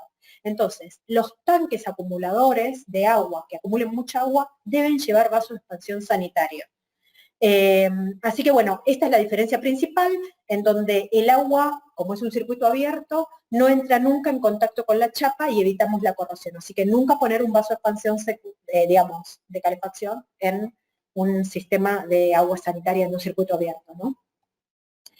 Y acá les dejo una fórmula para que ustedes, toda esta presentación les va a llegar a ustedes, donde se explica cómo calcular el vaso de expansión. Pero básicamente es muy sencillo, básicamente se considera todo el volumen de la instalación, ¿sí? El contenido de agua de la instalación que sea, se multiplica por el coeficiente de expansión del agua, que yo también les dejo la tabla en la placa que sigue, donde el coeficiente de expansión del agua va a tener que ver con la temperatura de inicio y la temperatura máxima a la que puede llegar, con ese delta T. Por ejemplo, yo llegué en mi instalación de calefacción a 10 grados y va a poder llegar a 95 grados. Bueno, mi delta T es 85, voy a buscar el coeficiente de expansión 85 grados para dimensionar el vaso de expansión. Y se divide por 1 menos la presión inicial sobre la presión final. La presión inicial es la presión de inicio de mi sistema, si estamos hablando de un circuito cerrado, en una instalación puede estar en 1 kilo y medio, un bar y medio, depende de la envergadura, si es un edificio a lo mejor inclusive un poco más, y la presión final es la presión de la válvula de sobrepresión del equipo, de la caldera, ¿sí? Así que si tengo una válvula de sobrepresión en 6 bar, esa será la presión final. Solamente que la fórmula lo pide que esté expresado en atmósferas absolutas, así que le vamos a sumar 1 a esa presión, ¿sí? Y acá está el ejemplo. En este caso, el contenido de agua era 500 litros, la temperatura del agua estábamos hablando de 85 grados, así que el coeficiente de expansión es 0,032, 40, y después ponemos la presión inicial era 1, para llevarlo a atmósferas absolutas es 2, y la presión final era 3, para llevarlo a atmósferas absolutas es 4, nos da un vaso de expansión de 32 litros. Eso es todo, como introducción. Bueno, buenísimo, Andrea. Hay solamente 400 personas escuchándote, así que tranquila, no pasa nada. No, muy bueno, muy claro. A ver, empiezo atrás para adelante porque recién terminas de hablar de vaso de expansión, así que hay muchas preguntas del inicio, pero aprovechando que terminabas de hablar de vasos de expansión. Dice, la posición, ¿qué posición es preferente para el vaso de expansión? ¿Con la toma hacia abajo, con la toma hacia arriba? Y si es necesario poner un desagregador, pregunta. No, el vaso de expansión no lleva desagregador, se conecta en la posición, o sea, en realidad no, claro, sí, bueno, si nosotros estamos poniendo el vaso de expansión en la parte más alta y voy a hacer un sifón invertido para llegar hasta la conexión de agua y mi acumulación de aire va a estar ahí, pero si no, no debería, ¿sí? Ser la parte más alta de la instalación. En cualquier punto que sea la parte más alta de la instalación van a tener que poner una purga, ¿ok? Pero no específicamente en el vaso de expansión. Si justo ese es el punto más alto, bueno, en el momento que yo hago un sifón invertido, o sea, en sistemas de climatización por agua lo que tenemos que evitar son los sifones invertidos. Y si tengo un sifón invertido tendré que garantizar una purga en esa parte más alta. No sé si está contestada la pregunta. Sí, está contestado. Dice, ¿los vasos de expansión aplican para circuitos de agua caliente y agua fría? Pregunta si... Bueno, los vasos de expansión sanitarios, los sanitarios, ¿no? Estamos hablando, o sea, recordemos... Sí, los que vos mencionaste, vamos a hablar de los que vos mencionaste, sí.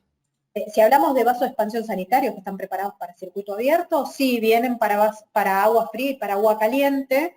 De hecho, los de agua fría es muy común verlos, inclusive en las bombas presurizadoras, ¿no? Cuando son presostáticas, esas que trabajan con una expansión, con un pulmón, usan a veces vasos.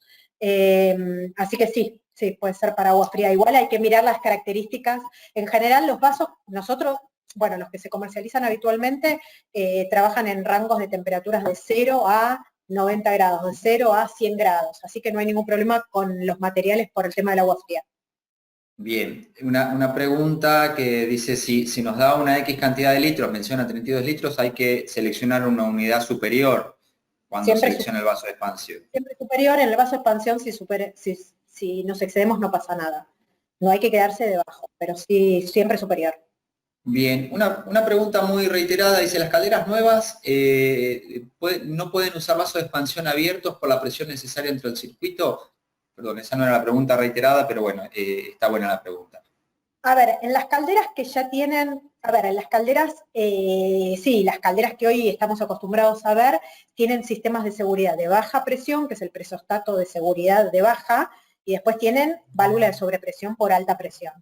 El de baja presión, en general, todas las calderas están en el orden de 500 gramos más o menos, depende de la envergadura de la caldera, pero más o menos un promedio de 500, inclusive las calderitas chiquitas nosotros siempre las recomendamos en 1 kilo de presión de llenado en frío. Así que ese es un motivo. Vos lo podrías tener, no es que no lo podés tener, lo que pasa es que no lo recomendamos porque está demostrado que la oxidación se da en todos los componentes de la instalación en función de la renovación de oxígeno, y un vaso de expansión abierto está en contacto con la atmósfera. Entonces nosotros siempre recomendamos cerrados. Si a ustedes les pasa en algún caso que tienen que hacer un recambio de caldera en una instalación vieja, que no se quieren animar a tener un circuito presurizado a una presión que requiere hoy una tecnología vigente, yo les diría que podrían separar a través de un intercambiador de placas, mantener el circuito viejo con un vaso de expansión abierto y hacer un circuito, o sea, hacer un intercambiador y tener un circuito entre el circuito viejo y un circuito primario entre caldera e intercambiador, y a esa parte de la instalación, a la caldera, le metan la presión que corresponda con su vaso de expansión cerrado. No sé, se me ocurre ese ejemplo como para poder ver esta pregunta, ¿no? Pero sí, las calderas necesitan una presión de mínima, si no, no arrancan, por seguridad. Bien. También preguntan si las calderas nuevas traen vaso de expansión incorporado. Esa es la pregunta que se ha retirado bastante. Sí, las residenciales tienen bomba circuladora y vaso de expansión incorporado. Por eso es importante, yo les traje este ejemplo de separador hidráulico con calderas murales adrede, porque ahí la caldera mural ustedes no están eligiendo la bomba del primario, ya está dentro de la caldera. Entonces ustedes tienen que ir al manual del equipo y verificar cuál es el caudal que les va a estar garantizando esa caldera, ¿sí? Las calderas residenciales ya tienen todo. A medida ya que van creciendo las calderas no, porque las bombas son más grandes, o a lo mejor queremos más de una bomba, porque empiezan a haber otras variables, y el vaso de expansión ni hablar, ¿no? Empieza a ser más grande, no iría en el gabinete de la caldera. Bien. Pasamos un poquito a los radiadores, que cuando hablaste del tema surgieron algunas preguntas, que preguntaba, dice, ¿cuántos radiadores puedo colocar como máximo en serie por circuito? En serie nosotros no los recomendamos, en realidad había una tecnología, la forma de conectar los radiadores son distintas, las más comunes es la que se llama bitubo, que es en paralelo, o sea, ningún radiador está en serie. Después existe una instalación que también es en paralelo, que se llama por colector, que es punto a punto, voy y vengo en un colector como si fuera de piso radiante, voy y vengo a cada radiador. Y después existe uno más vieja, que hoy no se ven prácticamente, esas válvulas que se llaman válvulas monotubo, donde se hacía como un anillo y la válvula podía regular la entrada y la salida. Si fuera un sistema de instalación monotubo, porque tenés válvulas monotubo, tenés que pensar en que en general, y no más de 3 radiadores, no muy grandes, unas 3.000, 4.000 kilocalorías, porque ya el último radiador recibe parte del agua de la mandada y parte del agua ya bypaseada por el otro radiador que viene a menor temperatura. Entonces siempre, si lo haces muy grande, en algún momento la temperatura del último se achica. Pero no es una instalación hoy vista, el sistema monotubo. Hoy lo más común es bitubo, no hay límite. Yo pongo una bomba más grande, una caldera más grande, no hay límite. Son en paralelo. Perfecto. Algo referido a las contrapresiones, entiendo, que hablaba de cómo toma las curvas en un piso radiante, por ejemplo. Supongo que será para el cálculo de la bomba. Para el cálculo de la bomba, los rendimientos... A ver, otra vez, ¿cómo toma la...? No, el tema es cómo toma las curvas en el piso radiante. Supongo que será cuando uno estima la contrapresión o la potencia de la bomba. Bien, cada cañería, cada, digamos, fabricante de caño va a tener su tabla de pérdida de carga de cañería. Vamos a tomar, si ese circuito, supongamos un circuito de 120 metros, ¿sí? O de 100 metros. Y la pérdida de carga es no sé, 0,5 metros o 0,3 milímetros de columna de agua, por ejemplo, ¿no? Entonces lo que vamos a estar trabajando es, vamos a estar multiplicando la pérdida de carga por metro por la cantidad de metros de todo el circuito. Ahí ya no lo hacemos mandada y retorno. Si es un circuito de piso radiante, yo contemplo todo el circuito. Si son 120 metros, no tengo que multiplicar por 2, ¿no? Pero claro, después de este circuito, yo le tengo que sumar la distancia desde el colector hasta la caldera. Y ese sí va por 2, ¿no? Manda y retorno. Pero lo que se hace es calcular la potencia que pasa por ese circuito, se busca en la tabla cuál es la pérdida de carga para ese diámetro de cañería, que entrega ese diámetro de cañería, y en función de eso se establece cuál es la pérdida de carga. No sé si fue muy clara. Esto es para hacerlo más práctico, me parece. No, está bien, pero bueno, surgen las preguntas a veces de gente que trabaja y que tiene alguna pregunta muy, muy puntual y bueno, y la hace y bueno, si lo podemos contestar y si no, como dijimos, después contestamos vía Ya mail estamos. algún caso específico. Vamos a estar dando algún curso específico de accesorios porque es bastante común la consulta de verificar la bomba, si me alcanza o no me alcanza, así que vamos a armar algún curso de esos.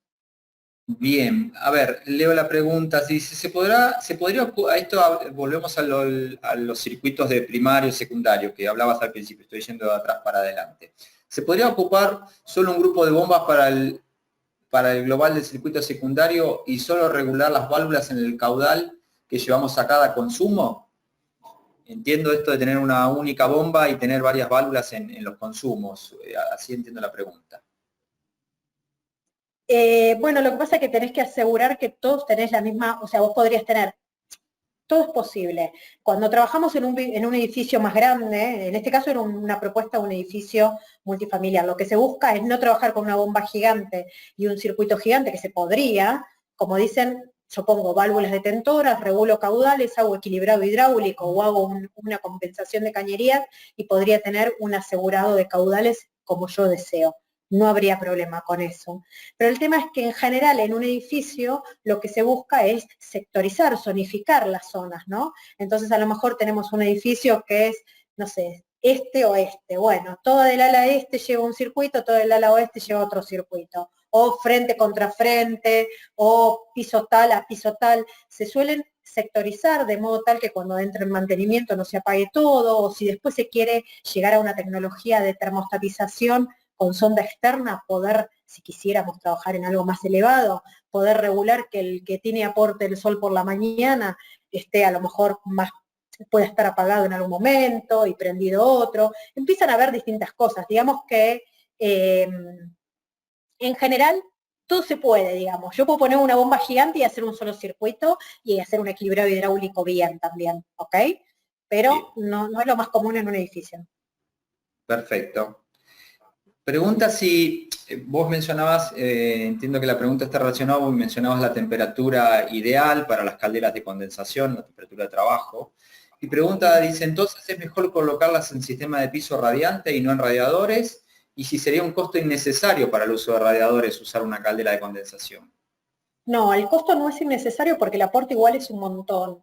Es un montón por dos cosas. Porque la caldera de, a ver, sí va a sacar su máxima eficiencia en piso radiante, ¿ok? En bajas temperaturas.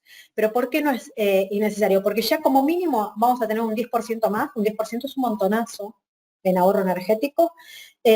Por otro lado, tenemos lo que se llaman los rendimientos estacionales. Una caldera puede estar diseñada para un sistema de alta temperatura, como es un sistema de radiadores, y en pleno invierno yo necesito una temperatura un poco mayor en radiadores y no llegue a condensar, pero nosotros tenemos temporadas intermedias, que son, digamos, la entrada al invierno, antes de entrar al invierno, que ya empezamos a usar la calefacción, y cuando nos estamos yendo del invierno, ¿sí? O sea, primavera y otoño, que se usan un poco la calefacción, y ahí podríamos lograr lo que se llaman rendimientos estacionales. En esos periodos podríamos estar condensando, porque podemos bajar la temperatura y trabajar a una temperatura menor. O ya estar seteado en la caldera, ¿eh? La caldera puede trabajar con un delta T más grande. ¿Mm? Bien. Después una pregunta interesante, nos pregunta Jorge, dice si se pueden combinar en los edificios existentes más de un tipo de caldera. Combinar, entiendo que calderas convencionales con calderas de No, yo no lo condensación y recomendaría. demás. No lo recomendás. No. Pero la misma tecnología, trabajamos con la misma tecnología, porque Bien. no tienen cosas distintas, buscan cosas distintas, miden cosas distintas. No, trabajaría con la misma tecnología, convencional, por lo menos en una sala de máquinas estamos hablando, ¿no? O sea, no en la misma sala de máquinas, en el mismo sistema, ¿no? Sí, Si perfecto. tiene- Alguien preguntaba por ahí, lo estoy diciendo de memoria, perdona el que hizo la pregunta, que si no es exacta, si el separador funciona también como un tanque acumulador. En realidad no, porque no tiene tanto volumen para un tanque acumulador. O sea, un tanque acumulador no sería, o sea, no es un tanque acumulador. Es como un gran colector, por decirlo así. Es más parecido a un colector puesto en vertical, con un diseño específico, que un tanque, ¿ok? Bien, perfecto. Preguntan hasta qué temperatura soportan las bombas recirculadoras que usan las calderas murales, si tenés ese dato. No sé si es muy específica la pregunta.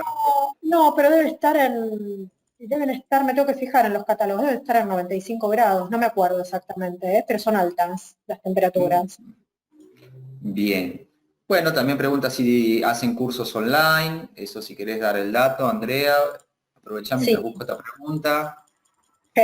Pueden conectarse a la página de PEISA, tenemos las capacitaciones ahí publicadas y tenemos lo que se llama un club de instaladores, que si ustedes se inscriben les va a estar llegando. Hoy estamos dando unos cursos con un colaborador nuestro, Pablo, que en este momento está dando un curso, que básicamente da para el club de instaladores 2 veces por semana ahora en época de cuarentena, que se hablan de distintos temas, así que sí, los esperamos cuando quieran, estamos todo el tiempo.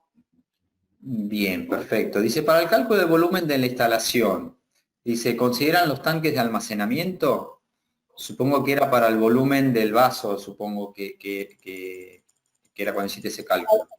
Para el vaso de expansión, si voy a dimensionar, por ejemplo, un vaso de expansión de calefacción, tengo en cuenta el volumen de la caldera, que dependiendo de la tecnología, se saca el manual, cuánto agua tiene de adentro de la caldera, el volumen de todas las cañerías y del separador hidráulico, por ejemplo, ¿no? Todo eso es el volumen total que tengo en cuenta. En el caso de un tanque, si voy a dimensionar un vaso de expansión sanitario, tengo en cuenta el volumen de agua de mi tanque acumulador, ¿no? O de mis tanques acumuladores.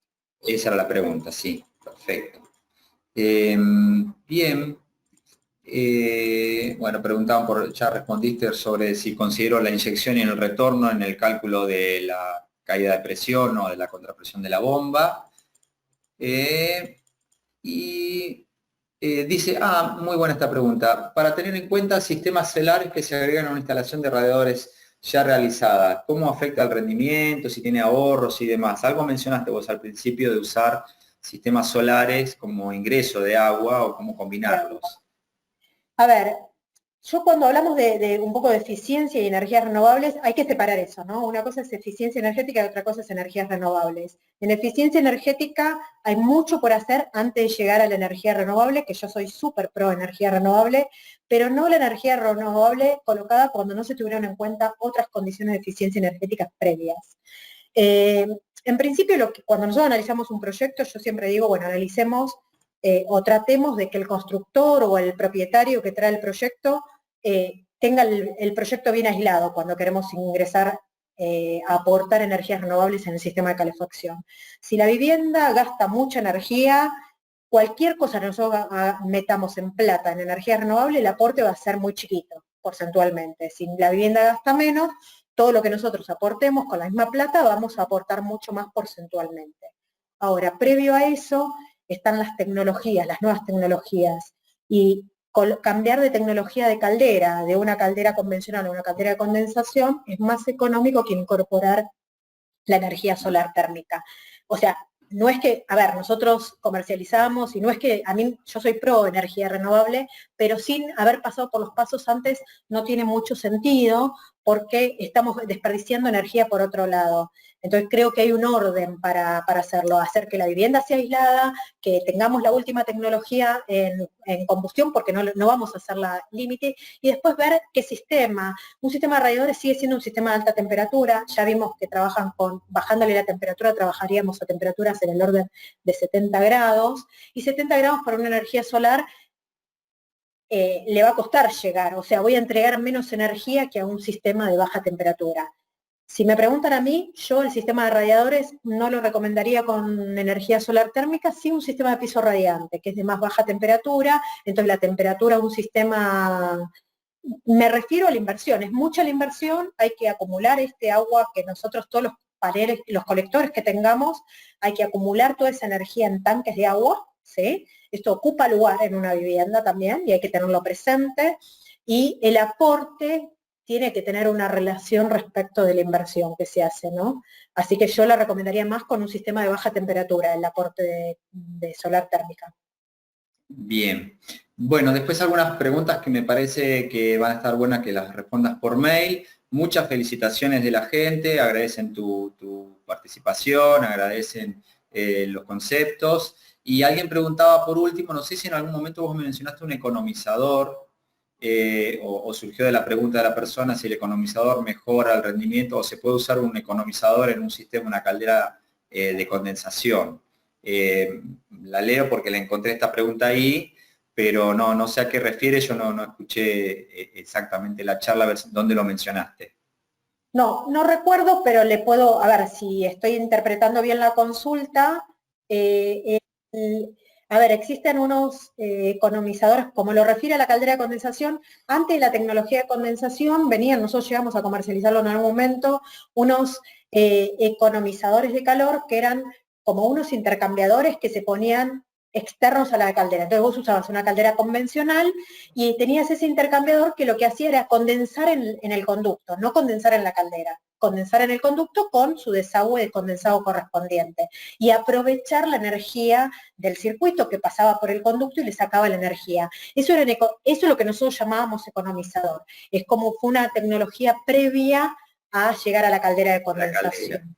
Pero no sé si se refiere a eso, si no podemos... Sí, supongo que sí, evidentemente es una persona que está en el tema y preguntó por eso, y creo que lo que vos estás respondiendo es que hoy la caldera de condensación tiene todo eso, con lo cual lo no tiene tiene todo sentido. adentro, no hay que bajar la temperatura, pues ya es muy baja la temperatura del humo que sale, ya no tiene sentido. Si en una caldera, si lo tiene y lo quiere aprovechar, podría ser en una caldera convencional. Bien, y la última, a ver, ¿qué consideraciones debería tener para darle una configuración de certificación LEED en edificio bajo un sistema de calefacción? No sé si estás con ese Ahí tema. estamos más complicados porque las normas LEED establecen las mediciones, después lo podríamos ver con la gente de Argentina Green Building Council, pero digamos, básicamente las normas LEED están basadas en normas estadounidenses y en ensayos estadounidenses. Y estas calderas tienen todos ensayos comunidad, las que vienen de afuera en comunidad europea, y los ensayos tratamos de compararlos, pero miden cosas distintas. Entonces, los puntos es difícil medirlo. Lo podríamos ver con la gente específicamente de Argentina Green Building Council, a ver si puede asistirnos o si puede asistir a la persona que consulta para ver cómo considerar eso. Porque miden cosas distintas los ensayos, ese es el tema. Correcto. Bien. Bueno, la verdad que muy bien, nos hemos tomado un buen tiempo para responder. Creo que fue muy clara tu charla, Andrea, desde ya. Fue un tema que a la gente le gustó mucho. Tuvimos hasta recién 350 personas escuchando tus respuestas.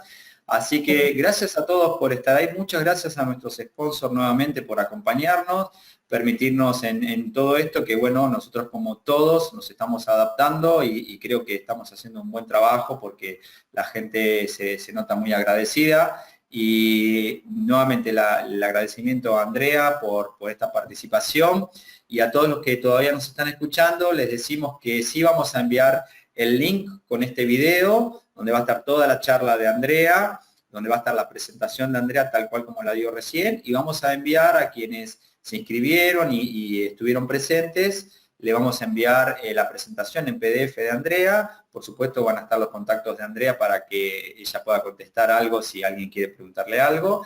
Y desde ya que pedimos disculpas si hay preguntas que no contestamos o fueron o porque son muy puntuales o porque se me pasaron entre la cantidad de preguntas, pero Andrea las va a tener en los próximos días y en un par de semanitas van a tener la respuesta de ella por mail.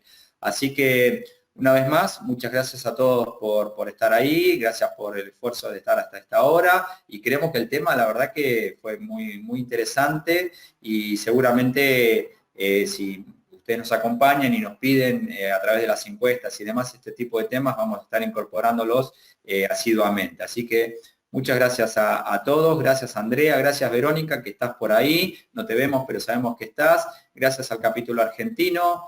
Queremos decir que ahora vamos el mes que viene a tener un nuevo presidente, así que Pablo Echevarría, bienvenido como presidente de ASRAE, gracias Guillermo por el gran trabajo que ha hecho, y por supuesto que no se va, nos va a seguir acompañando como vice y a través de toda su gestión. Y bueno, muchas gracias a todos los que participan activamente en ASRAE, por supuesto a los socios, a los miembros. Nada, el agradecimiento eterno porque esto es el esfuerzo de todos. Hoy toca a Andrea estar acá participando activamente, a mí como moderador, a Verónica acá, pero la verdad que hay mucha gente detrás, así que gracias a todos ellos. Buenas noches, gracias y nos vemos en el próximo webinar. Gracias, Andrea. Chao, buenas noches, chao. Gracias a ustedes.